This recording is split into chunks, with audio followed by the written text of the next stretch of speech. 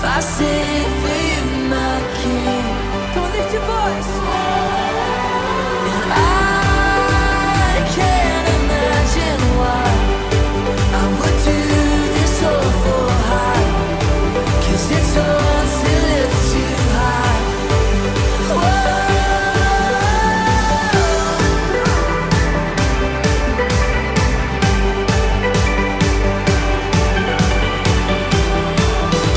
I wanna see the whole room jump in 1, 2, in 1, 2, 3, go.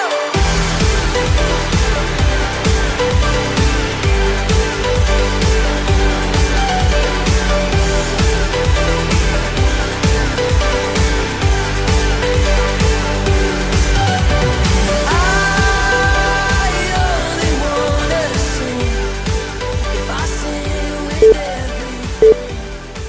If I sing. Shalom semuanya. Aku percaya kalian yang ada di rumah, yang lagi menyaksikan ibadah online hari ini, semuanya tetap sehat, semuanya baik-baik saja dan selalu diberkati Tuhan Yesus. Amin. Oke teman-teman, hari ini kita akan memulaikan ibadah kita, tapi sebelum itu kita akan membaca ayat mingguan kita yang terdapat di dalam Efesus 6 ayat yang ke-10. Efesus 6 ayat yang ke-10 berbunyi demikian. Akhirnya hendaklah kamu kuat di dalam Tuhan, di dalam kekuatan kuasa-Nya. Amin. Kita percaya ketika kita berada di dalam kekuatan kuasa Tuhan, kita selalu disertai Tuhan dimanapun kita berada. Amin. Mari sama-sama kita mau tundukkan kepala kita mau berdoa, kita mau mulaikan ibadah kita.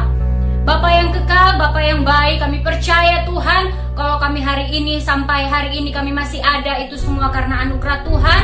Tuhan, kami akan menaikkan setiap pujian penyembahan kami Tuhan.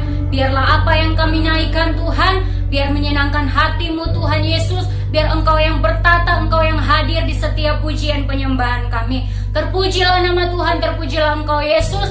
Bapa, ini doa setiap kami. Mari sama-sama yang mau memuliakan nama Tuhan, yang mau memuji nama Tuhan, sama-sama katakan amin. Haleluya. Mari sama-sama datang di hadapan Tuhan. Kita mau senangkan hatinya. Kita mau katakan kepada Tuhan, sebab Kau yang terindah dalam hidup ini. Kau yang terindah di dalam hidup ini. Tiada Allah Tuhan yang seperti Engkau, besar perkasa, penuh kemuliaan. Kau yang termanis di dalam hidup ini. Ku cinta Kau lebih dari segalanya. Besar kasih setiamu kepadaku. Ku sembah Kau, ya Allahku. Ku tinggikan namamu selalu. Tiada untuk tak bertelut. Menyembah Yesus, Tuhan Rajaku. Sama-sama katakan. Kau yang termanis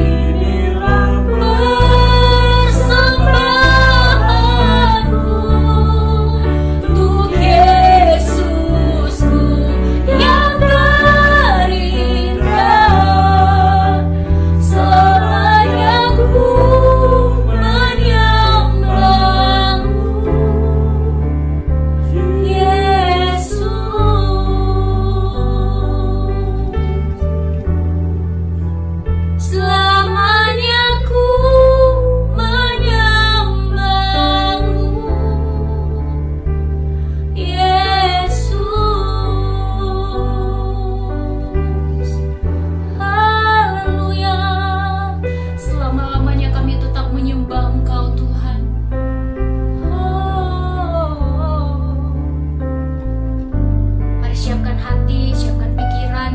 Kita mau fokus dengan firman Tuhan, biar apa yang kita dengar hari ini bisa kita praktekkan dalam kehidupan kita dan bisa menjadi berkat dalam kehidupan kita.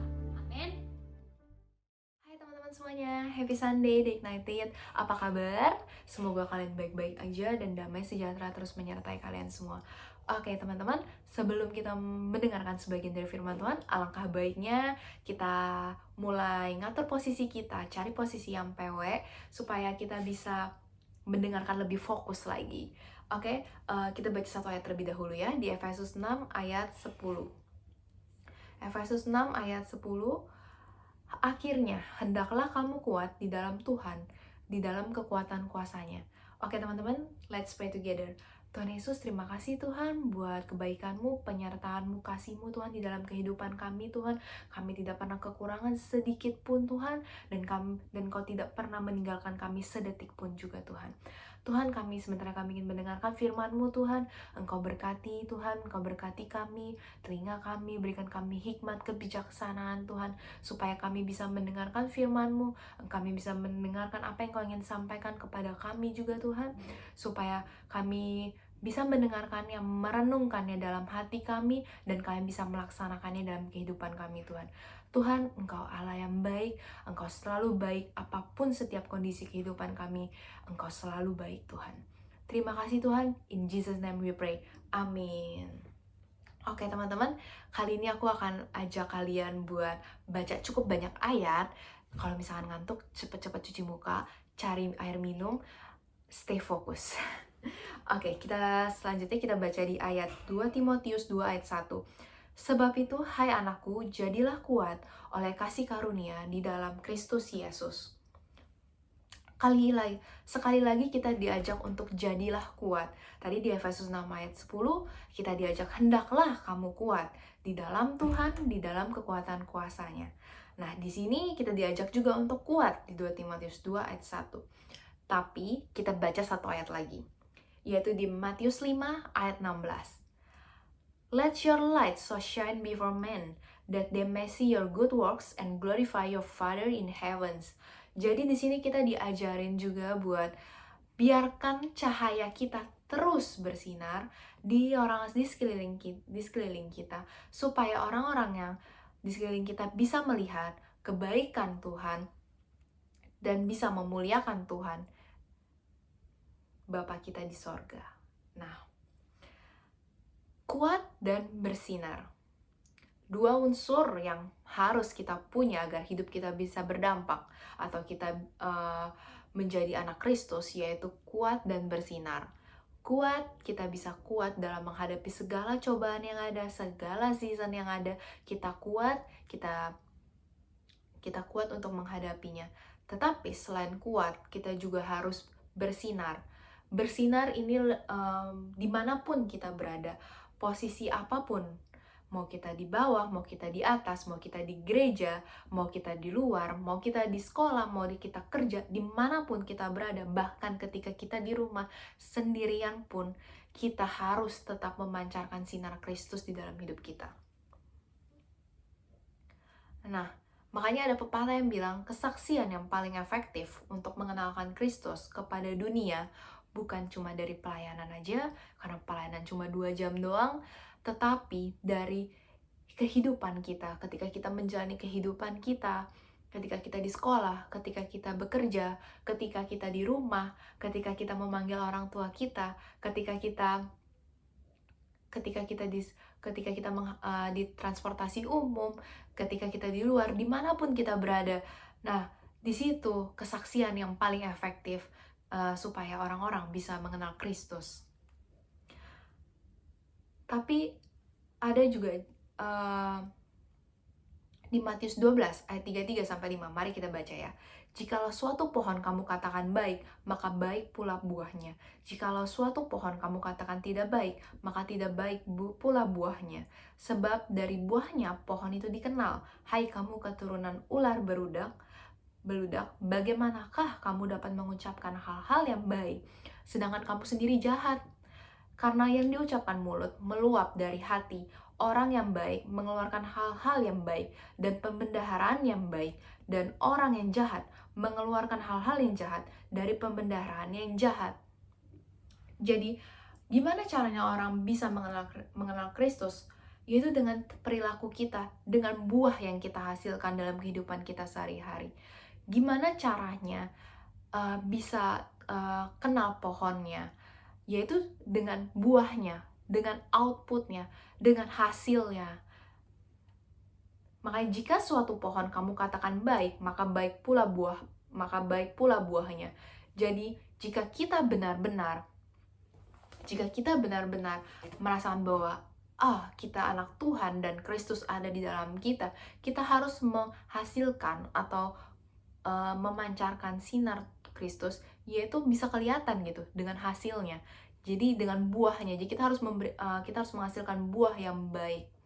Karena dari situ orang-orang juga bisa mengenal, oh buahnya baik, pohonnya juga baik, kayak gitu. Jadi nggak mungkin kan kita bilang kita percaya Tuhan, kita bilang ada cahaya Kristus di dalam hidup kita, tapi setiap perbuatan, tingkah laku kita tidak mencerminkan ada cahaya Kristus di dalam hidup kita. Yang ada harusnya kita bilang ada cahaya Kristus di dalam hidup kita, tapi nyatanya malah orang-orang yang dekat kita tidak merasa damai, yang ada jadi malah makin khawatir, yang ada malah makin sebel. Nah itu buahnya tuh jadi buah jahat gitu, bukan buah baik. Nah dari sini bisa kelihatan, jadi apa yang kamu keluarkan atau apa yang kamu hasilkan itu mencerminkan pohon kamu yang sebenarnya, atau inti atau the source-nya dari mana gitu. The source-nya is good or not, itu dari buahnya yang kita hasilkan. Selain dari situ, gimana sih caranya supaya kita gitu bisa hidup kuat, menghadapi setiap season dan bisa bersinar? Jadi selain Tuhan memberitahu kita bahwa kita harus kuat dan bersinar, tetapi selain kuat dan bersinar, kita juga harus tahu gimana caranya supaya kita bisa kuat dan bersinar. Nah, di sini dikasih tahu bahwa di Efesus 6 ayat 10-17, akhirnya hendaklah kamu kuat di dalam Tuhan. Di dalam kekuatan kuasanya, kenakanlah seluruh perlengkapan senjata Allah, supaya kamu dapat bertahan melawan tipu muslihat iblis. Karena perjuangan kita bukanlah melawan darah dan daging, tetapi melawan pemerintah-pemerintah, melawan penguasa-penguasa, melawan penghulu-penghulu dunia yang gelap ini, melawan roh-roh jahat di udara. Sebab itu, ambillah seluruh perlengkapan senjata Allah, supaya kamu dapat mengadakan perlawanan pada hari yang jahat itu, dan tetap berdiri sesudah kamu menyelesaikan segala sesuatu. Jadi berdirilah tegap, berikat pingganglah kebenaran, dan berbaju zirahkan keadilan, kakimu berkasut kerelaan untuk memberitakan Injil damai sejahtera. Dalam segala keadaan, pergunakanlah perisai iman, sebab dengan perisai itu kamu akan dapat memadamkan semua panah api dari si jahat. Dan terimalah ketopong keselamatan dan pedang roh, yaitu firman Allah. Amin. Di sini untuk kita bisa kuat dan bersinar, kita memerlukan senjata atau baju perang untuk melindungi diri kita. Jadi selain kita, gimana sih caranya biar kita bisa kuat melawan setiap situasi, kita juga harus bisa memperlengkapi diri kita dengan senjata atau baju perang untuk melindungi diri kita dari serangan-serangan yang ada dari luar. Nah, di sini Paulus memberikan ilustrasi seperti kita memakai baju perang. Dia memberikan ilustrasi seperti kita memakai baju perang. Jadi yaitu ada beberapa elemen atau poin-poin yang bisa kita ambil dalam ilustrasi tersebut. Yang pertama, yang Paulus bilang, kita harus berdirilah tegap, berikat pinggangkan kebenaran. Jadi Paulus menggambarkan seperti kita memakai baju perang, berikat pinggangkan kebenaran. Kenapa Paulus mengucapkan berikat pinggangkan kebenaran? Dan kenapa itu sebagai pertama kali? Karena itu sebagai fondasi. Jadi awal pertama kita memerlukan kebenaran dalam hidup kita. Dan kenapa dia melambangkan sebagai ikat pinggang? Karena untuk baju perang, ikat pinggang itu dilingkarkan dalam satu tubuh kita. Jadi itu sebagai melambangkan bahwa kita sebagai anak-anak Allah, kita percaya pada kebenaran, nggak setengah-setengah. Jadi kita percaya sepenuh hidup kita pada kebenaran tersebut, nggak setengah-setengah. Selain dari kebenaran dan ikat pinggang, kita juga belajar tentang keadilan. Di sini dibilang, berbaju zirahkanlah dengan keadilan, berbaju zirah. Nah, baju zirah ini yang di baju perang itu yang dipakai untuk di dada supaya melindungi kita dari serangan. Jadi ketika misalkan mungkin kita dipanah atau mungkin kita ditombak, nah itu ada baju zirah, itu baju besi, kayak baju besi yang melindungi diri kita. Nah, mari kita baca di Efesus 5 ayat 9 terlebih dahulu. Sebab dari terang itulah terbit segala macam perbuatan yang baik, adil dan tulus pada pemandangan Allah. Ketika terang Kristus ada dalam kita, maka terang tersebutlah yang timbul perbuatan yang baik, dan timbullah perbuatan yang baik dan adil.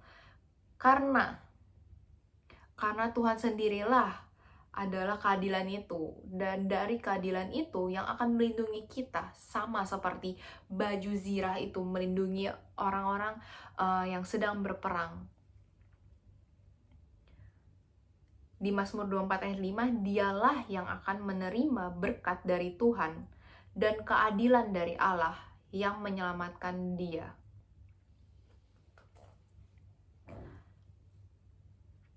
Selain dari itu, jadi selain dari kita harus berikat pinggang kebenaran, bahwa kebenaran itu melambangkan atau sebagai fondasi awal kita, bahwa ikat pinggang itu melambangkan bahwa kebenaran itu kita harus percaya gitu sepenuhnya. Kita harus, dalam kehidupan kita harus percaya dan bergantung kepada kebenaran. Dan keadilan, baju besi. Ketika terang Kristus ada di dalam kita, maka dari terang tersebut situ pun akan timbullah perbuatan yang baik dan adil. Dan perbuatan yang baik dan adil itulah yang akan melindungi kita dari serangan yang ada. Sama seperti kita memakai baju besi atau baju zirah tersebut. Nah, selain dari 2 poin itu, ada lagi yang ketiga, yaitu memberitakan kabar baik. Memberitakan kabar baik. Di sini di Paulus bilang, kakimu berkasutkan kerelaan untuk memberitakan Injil damai sejahtera. Kabar baik. Tapi kenapa kabar baik bisa jadi senjata? Nah, salah satu senjata yang paling kita lupakan atau paling sebenarnya kita remehkan adalah ketika kita memberitakan kabar baik. Kadang kita lupa gitu bahwa ketika kita memberitakan kabar baik, kita tuh sedang menyerang musuh. Ketika kita diserang oleh musuh, bahwa dengan situasi yang ada, dengan situasi yang tidak mengenakan, atau dengan keadaan yang ada, kita harus memberitakan kabar baik. Kita harus menyerang dengan kabar baik yang ada. Kita harus mengatakan bahwa apapun yang terjadi, kita serang dengan kata-kata yang baik gitu. Seperti mungkin kita dalam keadaan situasi yang nggak mengenakan, kita tetap bilang, oh kita pasti bisa laluin ini. Oh kita pasti bisa, karena Engkau baik, karena Tuhan baik. Kita lawan dengan perkataan itu, Tuhan baik, Tuhan selalu baik. Kita memberitakan kabar-kabar baik. Bahkan even teman-teman kita lagi curhat sama kita memberitakan kabar baik, walaupun mereka memberikan efek buruk atau memberikan kayak udahlah, atau memberikan kata-kata yang tidak menyenangkan atau yang kabar buruk seperti udahlah, ini kayaknya kita nggak bisa deh ngelewatin ini, atau kayak kita nggak berhasil. Tapi kita berusaha untuk memberitakan kabar baik seperti, enggak, tenang aja, Tuhan baik dan Tuhan akan sertai kita. kita berusaha untuk memberitakan kabar, kita berusaha untuk menenangkan diri kita, dan itu adalah salah satu senjata supaya kita bisa serang balik musuh. Sama di Amsal 15 ayat 30, wajah gembira meriangkan hati, berita yang baik menyegarkan jiwa, refresh our soul. Jadi ketika jiwa kita diserang, sama seperti tadi aku bilang, ketika jiwa kita diserang, kita balikan dengan kata-kata baik. Tuhan baik, Engkau sungguh baik, Tuhan menyertai. Mengucap syukur, grateful for the things that we have. Tuhan terima kasih Tuhan buat kebaikan-Mu, buat kami bisa bangun pagi hari ini, daripada fokus kepada sesuatu hal yang kita nggak bisa kontrol gitu. Maksudnya dengan keadaan, ketika kita diserang dengan keadaan yang tidak baik, kita nggak bisa kontrol, tapi kita bisa kontrol apa ya respon kita dengan mengatakan hal yang baik, berusaha fokus kepada hal-hal yang baik. Dan itu adalah salah satu senjata kita. Dan terkadang senjata itu kita remehkan dan kadang kita suka lupa. Dan yang terakhir yaitu your faith, senjata penangkal iman. Di sini Tuhan bilang, dan dalam Paulus mengilustrasikan, dan dalam keadaan apapun dan segala keadaan pergunakanlah perisai iman, shield of faith. Sebab dengan perisai itu kamu akan dapat memadamkan semua panah api dari si jahat. Iman kita adalah sebagai senjata penangkal kita. Kata Paulus, dalam segala keadaan pergunakanlah perisai iman, shield of faith. Ketika kita mengalami situasi yang sulit atau feeling attacked by someone or situation, kita butuh senjata penangkal kita, yaitu iman kita, agar kita bisa tetap kuat dan melewati keadaan yang ada. Di Ibrani 11 ayat 3, karena iman kita mengerti bahwa Allah semesta telah dijadikan oleh firman Allah, sehingga apa yang kita lihat telah terjadi, dan dari apa yang tidak dapat kita lihat. Kalau kalian baca di Ibrani 11, ayat Ibrani pasal 11, itu mulai dari ayat 7 sampai habis, itu kalian bisa lihat, karena intinya baik banget sih. Di situ benar-benar jelasin karena iman. Kalau bukan karena iman, Nuh nggak akan bisa mempersiapkan bahtera untuk menyelamatkan keluarganya. Kalau bukan karena iman, dan karena iman, Abraham jadi taat, dan ketika ia dipanggil untuk berangkat ke negeri yang akan diterima menjadi milik pusakanya, tanpa dia tahu gitu tujuannya tuh di mana, dia nggak tahu, kayak out of nowhere tiba-tiba kayak Tuhan suruh dia pergi gitu, pergi dari comfort zone-nya, pergi ke ke tempat yang dia sendiri nggak tahu di mana, tapi dengan iman dia pergi.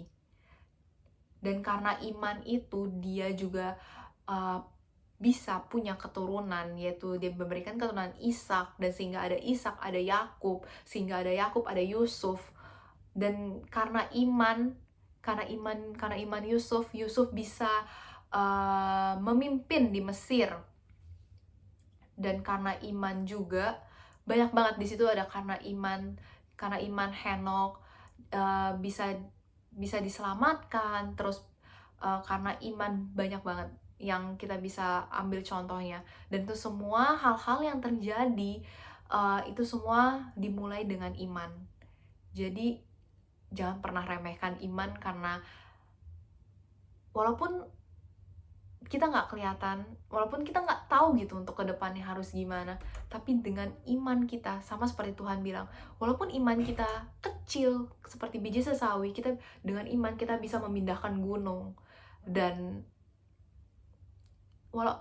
that's happen. Maksudnya kayak Abraham, Nuh, dan Yusuf, Yakub, dan semuanya yang ada di Alkitab udah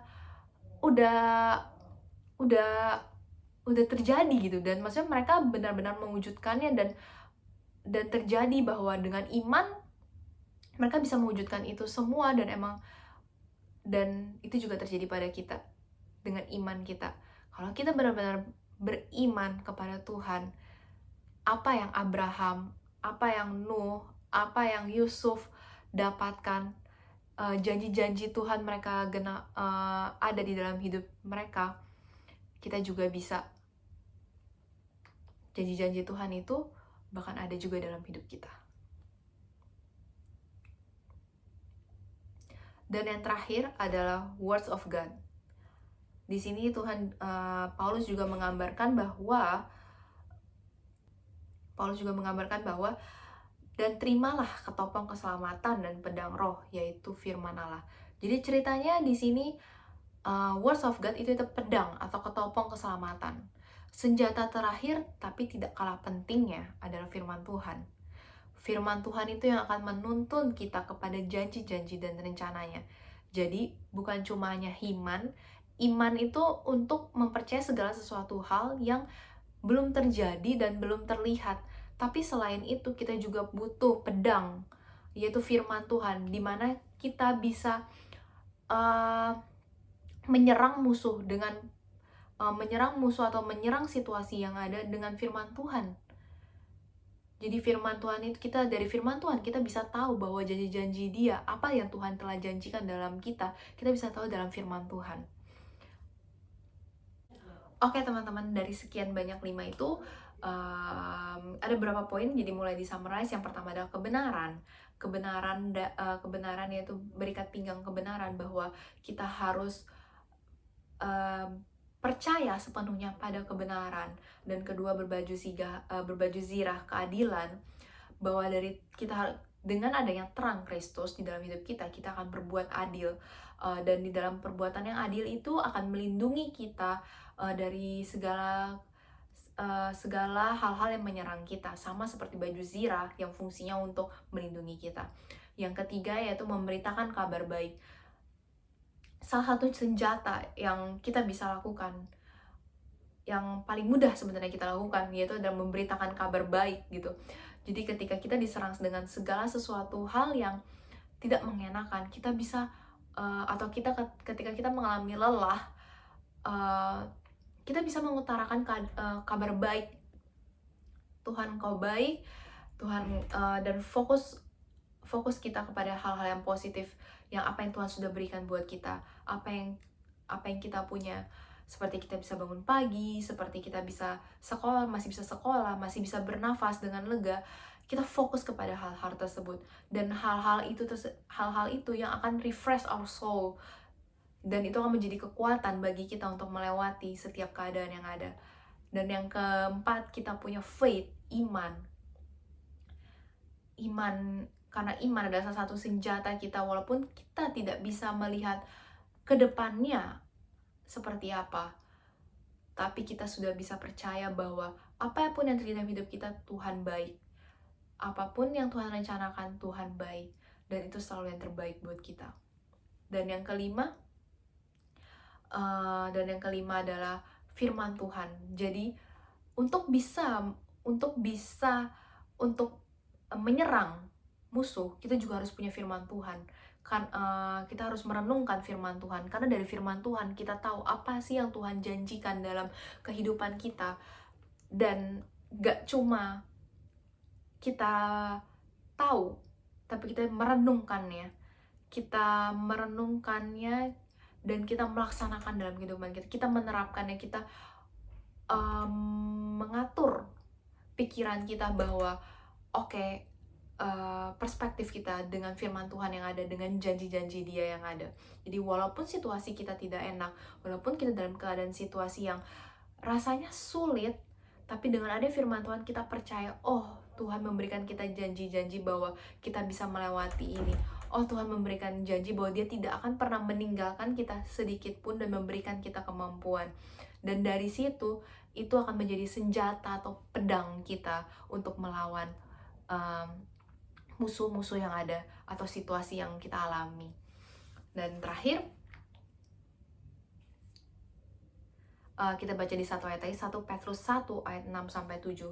Karena itu hendaklah kalian bersuka hati, meskipun sekarang untuk sementara waktu kalian harus menjadi sedih karena kalian mengalami bermacam-macam cobaan. Tujuannya ialah untuk membuktikan apakah kalian sungguh-sungguh percaya kepada Tuhan atau tidak. Emas yang dapat rusak pun diuji dengan api. Nah, iman kalian ada lebih berharga dari emas. Jadi harus diuji juga supaya menjadi teguh. Dan dengan demikian kalian akan dipuji dan dihormati serta ditinggikan pada hari Yesus Kristus datang kembali. Ketika sama seperti emas atau ketika suatu pabrik ingin menguji kualitas sebuah produk yang mereka hasilkan, pasti ada tes atau uji cobanya. Jika produk tersebut dapat melewati ujian tersebut dan tetap menjalankan fungsinya dengan baik, maka produk tersebut benar-benar bagus kualitasnya. Dan gimana caranya supaya kita bisa bersinar dan bisa kuat? Yaitu dengan situasi atau lewati dengan ujian yang ada gitu. Gimana cara kita bisa tahu gitu kalau kita punya unsur kuat dan unsur bersinar dalam hidup kita? Ya dengan ujian yang ada. Jadi jangan pernah merasa bahwa ujian dan cobaan yang kita alami itu adalah sesuatu hal yang membuat kita tuh jadi gak enak gitu, atau meresahkan diri kita. Memang tidak enak, tapi kita bisa ubah cara pandang kita bahwa kita dibentuk. Di sini kita tuh dibentuk supaya kita bisa menjadi kuat dan kita bisa bersinar buat orang-orang lain. Di tengah pandemi yang sedang kita alami ini, kita juga dipaksa atau berusaha untuk dibentuk menjadi pribadi yang menjadi lebih kuat dan kita bersinar. Kuat bisa melewati setiap keadaan yang ada sehingga kita bisa mencapai tujuan hidup kita dan bersinar. Karena walaupun di tengah badai yang ada, kita tetap berhasil dan tidak goyah sampai Tuhan Yesus datang yang kedua kalinya. Dan ketika Tuhan Yesus datang yang kedua kalinya, Tuhan Yesus akan berkata, "Well done anakku, good job, kau melakukan yang terbaik, well done." Oke teman-teman, sekian dari sharing kali ini. Semoga kita bisa menjadi lebih kuat dan bisa menjadi hidup kita bisa bersinar buat orang lain dimanapun kita berada.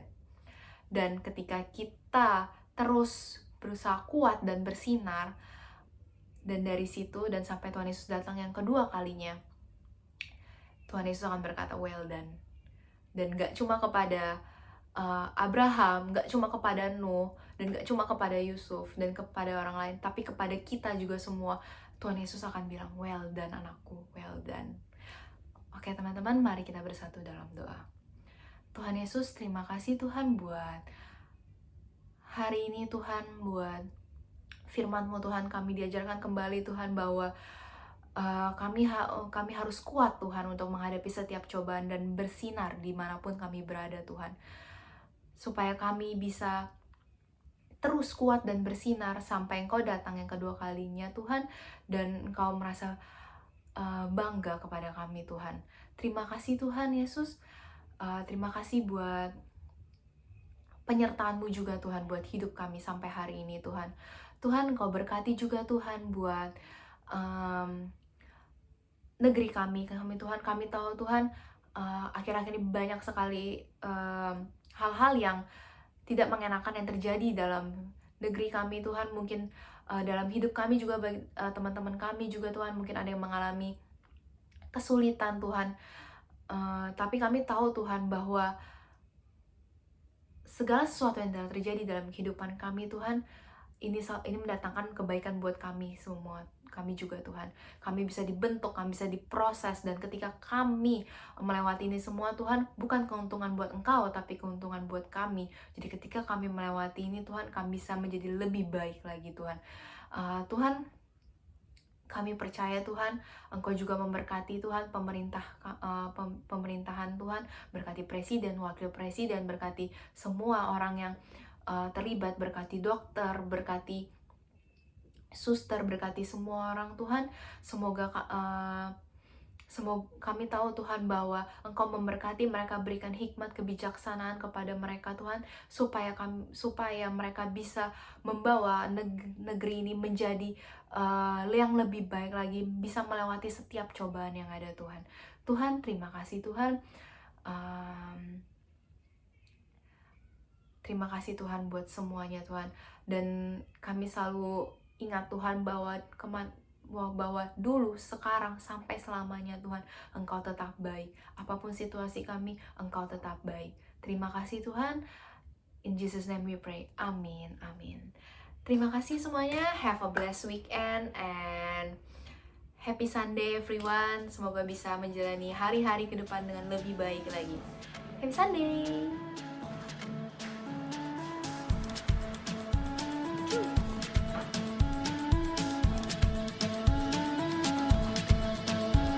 Arise, my soul, remember this.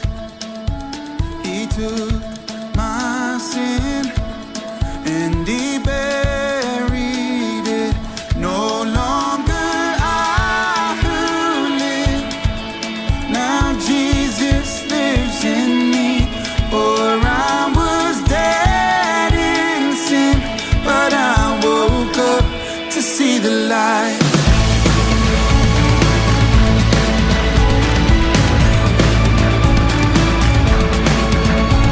No, I won't boast, but in the cross that saved my soul. All else is lost.